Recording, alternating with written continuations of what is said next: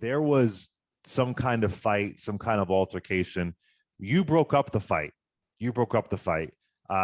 You were trying to de-escalate things. And then later, the person that was involved in this fight, his apartment is on fire. And they, because of false testimony, a person says that you set this apartment on fire, that they saw you running away from the scene, when actually in reality it appears the apartment was set on fire intentionally for insurance. Is that accurate, more or less, what happened? Is that accurate? Yes, that's accurate. However, it was some incidents in between the fight and his demise. Tell us what happened. So after the fight, there was another fight pursued at his house. The parties are broken up from the fight. They had a fight later on with those involved in it. And the next day I hear about it. Matter of fact, it was during championship game between Philly and LA, which is the night after the championship game. And after the fight, I was shot. A month later, his demise come through the fire. And so from the beginning, I was a suspect. So I hear about the incident when I'm getting ready to go to school, because I think during that summer I had classes, clerical classes. I would say 15 credits. And when I was preparing to go to school, when I hear about this on the radio. And yeah, the incident happens July 12th, 1982. Correct. Happens July 12th. Yeah, so it's that summer you hear about. So what did you think when you're arrested in November, but what did you think how did you even find out your name was caught up in this? Because they left cars in my house to Texas prior to that.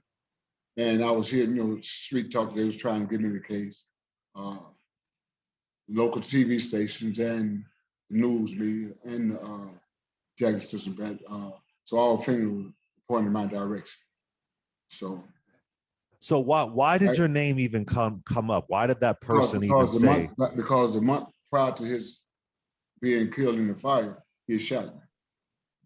Oh, he had shot you. I see. I see. So, wow. And the person who gave this false testimony, do we know why that person gave that they saw you running away from the apartment?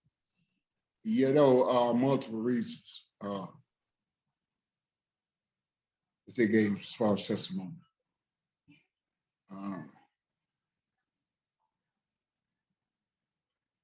Because the key one of the key ones is they were being pressured by guys in the streets, people they knew that wanted to see them out of the streets for whatever reason they had. And so they applied pressure to her and threatened her and her family. And if she didn't testify, that they was going to exterminate her whole family. So, along with that, and cooperations of a few police and others, it brought all this about. But then I felt at the moment after the fire that I was going to be targeted in some kind of way, and then I could sense that they were trying to,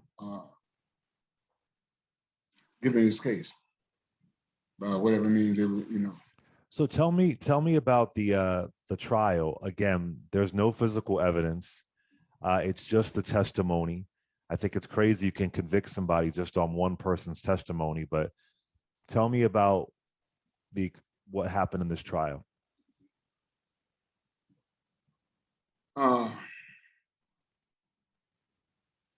Originally, there were 3 defendants charged with this crime. By the time we got to trial, there were two defendants, myself and Orlando Hines, who were 20 years older than me.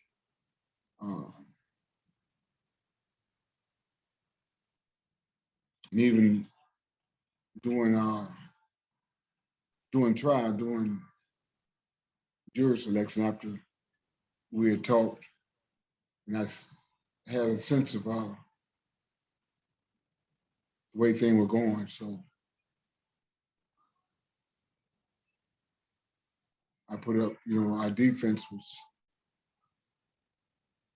my attorney played off of my co-defendant's defense. It wasn't an opening statement. So we don't want to go, we don't. Wait, I'm sorry, sir. There was no opening statement? No, not by my trial attorney. Why not? Defense attorney.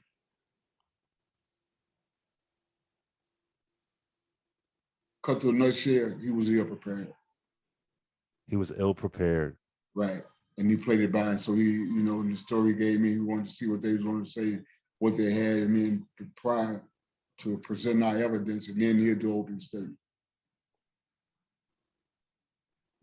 Wow. And so you're convicted in May of 1983. Your original sentence is mandatory without possibility of parole. And again, this, of course, happens in Jackson, Michigan. You spend 38 years behind bars. I can't imagine that kind of time. How are you getting by? How are you surviving in prison? It started with, your mindset, how, and I never bent down to the level of thinking of myself as in a sense, as a survivor, because to me to think on that level would be like throwing the towel in, putting my faith in someone else's hand again. So my goal was to strive to live, basis, survive and figure that out,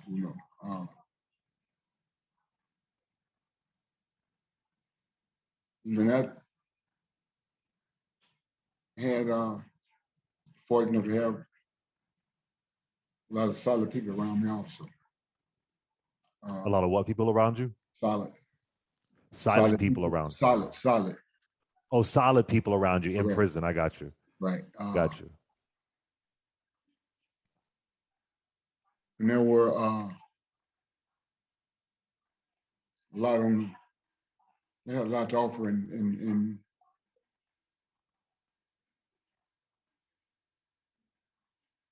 it was based on,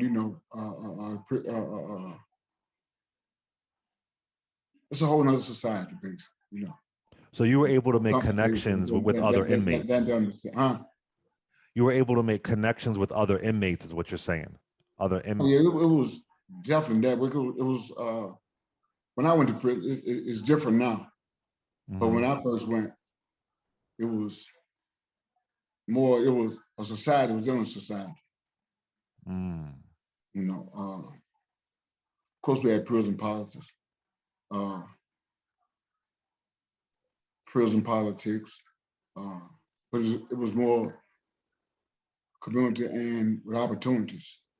And how is it different now? Now it's warehouse. Warehouse. For profit. New plantations. For profit. Like I said, in 2017, the person recanted. They said that it was false testimony that put you behind bars.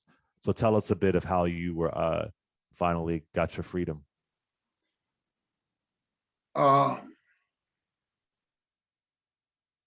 Just starting my incarceration, I worked on gathering evidence.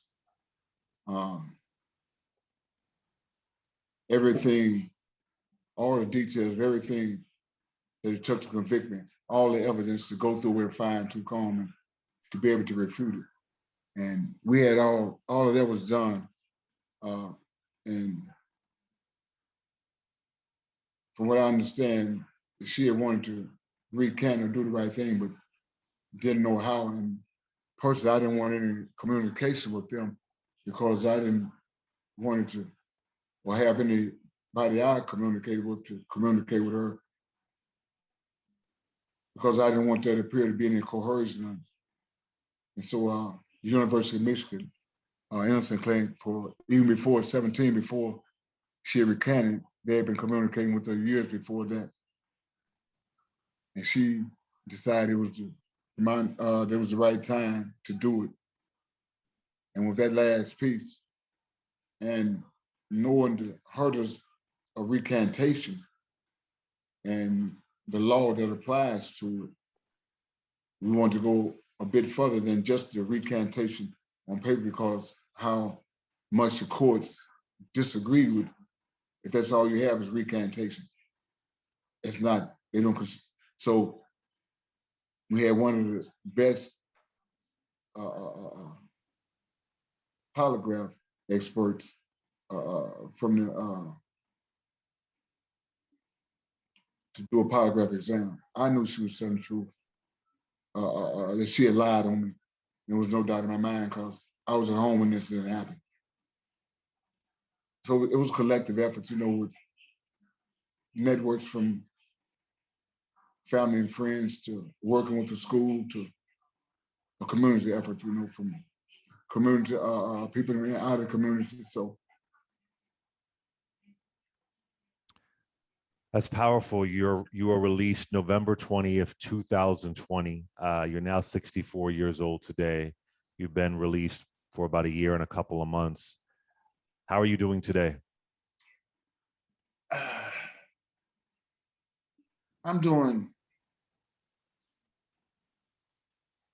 mildly well because now I still have as many concerns as I did then.